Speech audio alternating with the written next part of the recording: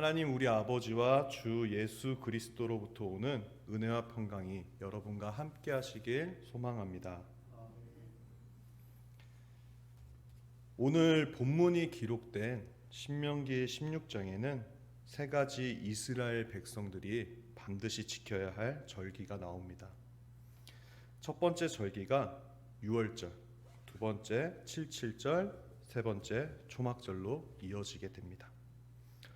이 세 가지 절기는 유대인에게 이제 여러 가지 절기가 있지만 그 중에서 3대 절기라고 불리웁니다.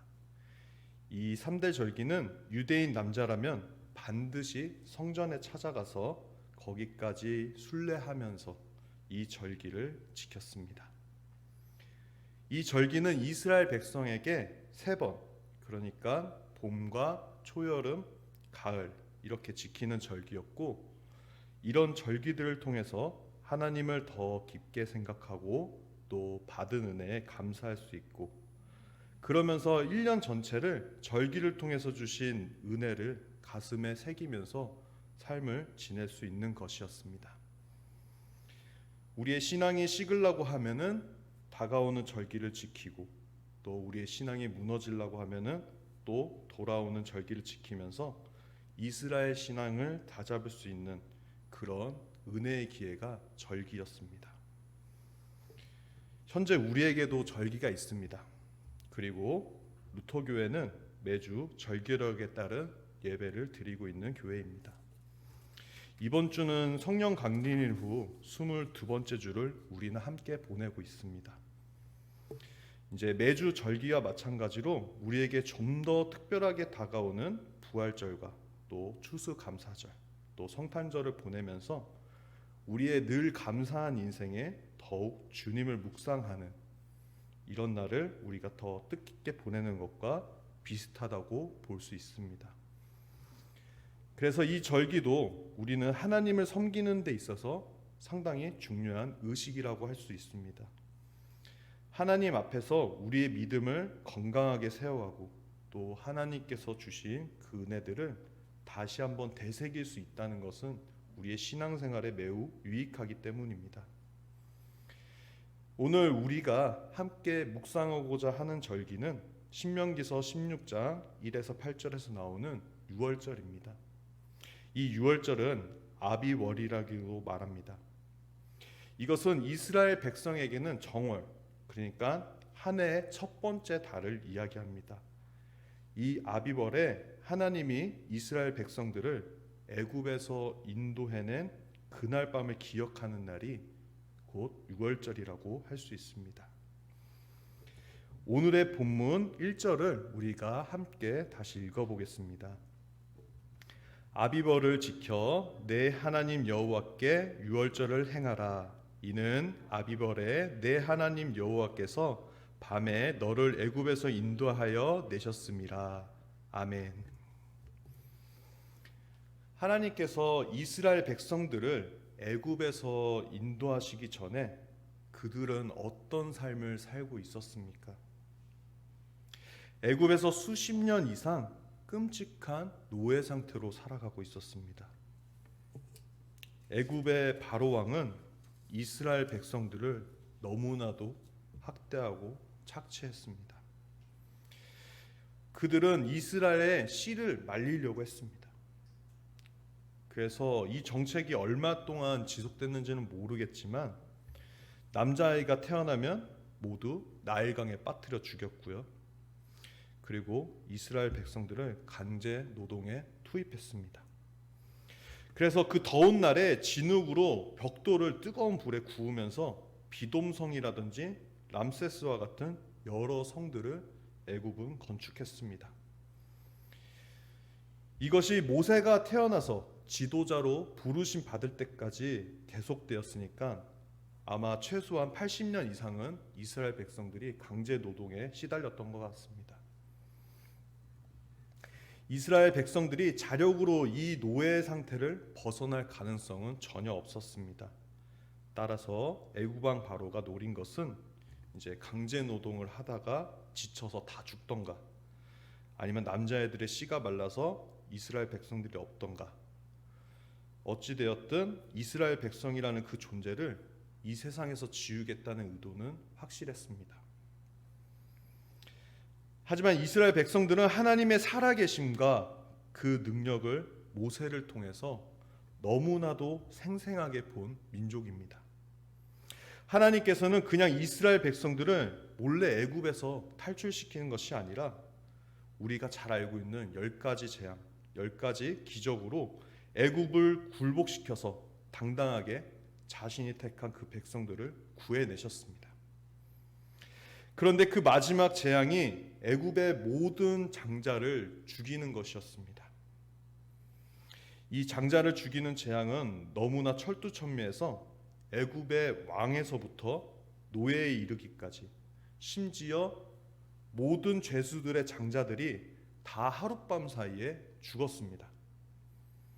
그뿐만 아니라 가축까지도 첫 새끼는 그날 밤에 다 죽었습니다. 너무나 놀라운 일이 아닙니까? 너무나도 정확하게 첫 아들과 첫 새끼가 하룻밤 사이에 다 죽었기 때문입니다. 이것은 아무리 애굽 왕과 그 신하들이 똑똑하고 잘났다고 세상의 주인 마냥 큰 소리 친다 하더라도 모두 하나님 손에 있고 하나님이 마음만 먹으면 누구든지 다 멸망시킬 수 있다는 뜻입니다.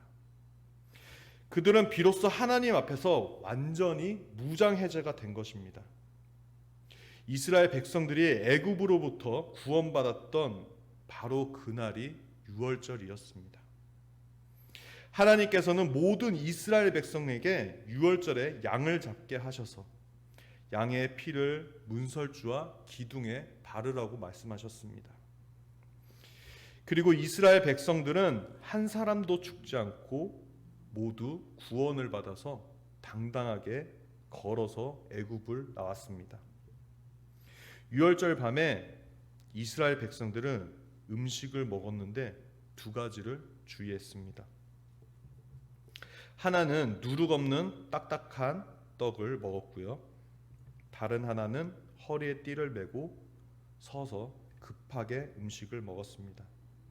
이것은 다 애굽을 속히 떠나기 위한 일들이었습니다. 그러나 바로 왕은 이스라엘 백성들을 곱게 애굽에서 떠나지 않게 했습니다.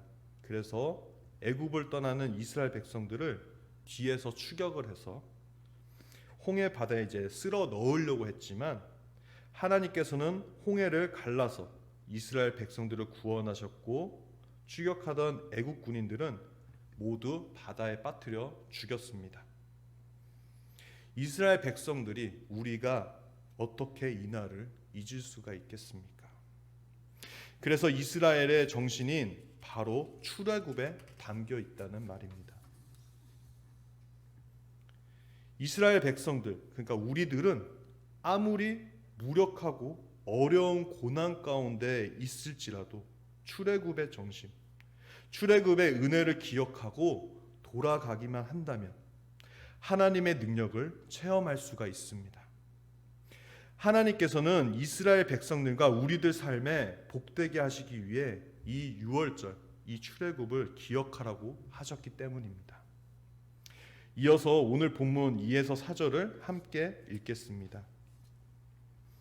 여호와께서 자기의 이름을 두시려고 택하신 곳에서 소와 양으로 내 하나님 여호와께 유월절 제사를 드리되 유교병을 그것과 함께 먹지 말고 이래 동안은 무교병 곧 고난의 떡을 그것과 함께 먹으라.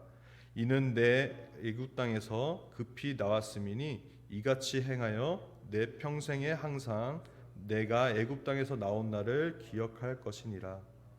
그 이래 동안에는 내 모든 지경 가운데 누룩이 보이지 않게 할 것이요 또 내가 첫날 해질 때에 제사 드린 고기를 밤을 지내 아침까지 두지 말 것이며. 아멘. 하나님께서는 이스라엘 백성들에게 유월절마다 너희들이 다 홍해에 와서 기념식을 가지라고 말씀하진 않으셨습니다. 대신 그들이 지킬 것은 누룩이 들어가지 않은 딱딱한 떡을 먹는 것입니다. 우리가 잘 혼동하기 쉬울 범위 있는데 유월절은 하루이고 무교절은 유월절부터 일주일간을 말하는 것입니다. 이 기간 동안 이스라엘은 집이나 또 그 진중에 누룩이 없게 해야 했습니다.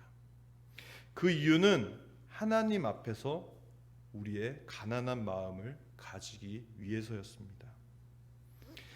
이스라엘 백성들은 아무 자격이 없지만 오직 하나님만 말할 수 없는 자비와 그 궁열과 그 구원을 얻었습니다.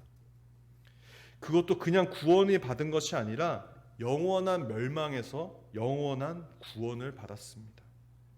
그래서 그들은 단 일주일 동안만이라도 세상의 그 맛있는 떡을 버리고 고난의 떡을 먹으면서 과거에 종되었던 때를 기억하고 또 감사해야만 했습니다.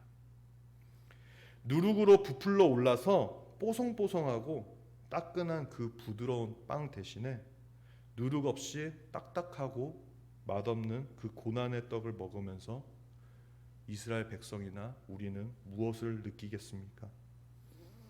내가 살아가면서 누리고 있는 복은 정적인 하나님의 은혜와 선물임을 인정하게 되는 것입니다. 이것이 이스라엘이 다른 이방 사람들과 다른 점이었습니다.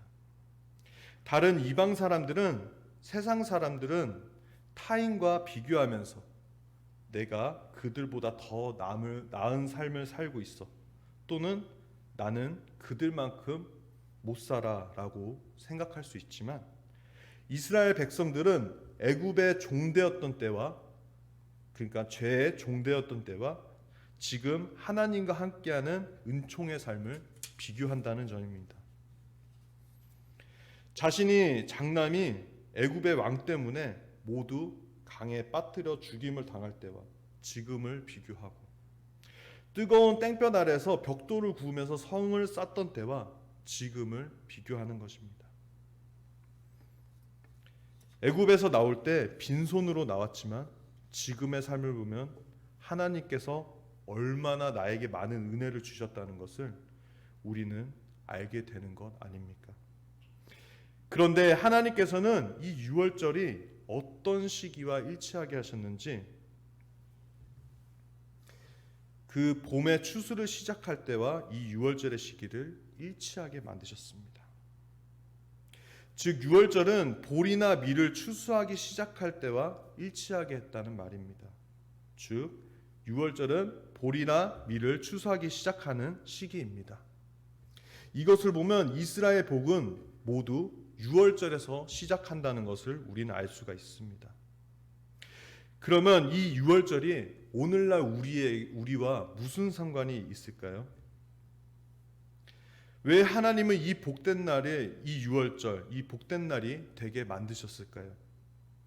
그것은 바로 그리스도 예수님께서 십자가에 못 박히신 그 날이 유월절이기 때문입니다.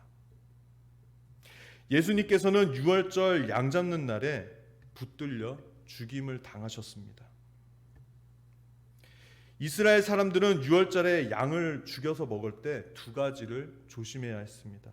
하나는 뼈를 꺾어서는 안 된다는 것입니다. 사람들이 고기를 삶을 때 짐승이 너무 크니까 그 솥에 안 들어가면은 그 뼈를 꺾거나 자르거나 했습니다. 그러나 유월절 양만큼은 절대로 뼈를 꺾을 수가 없었습니다. 그 이유는 예수님이 우리의 죄를 대신하여 돌아가신, 그 존귀하게 돌아가셨기 때문입니다. 그래서 예수님의 좌편과 우편에 있는 두 강도는 해가 질 때까지 죽지 않아서 군인들이 그들의 다리뼈를 꺾어버렸습니다.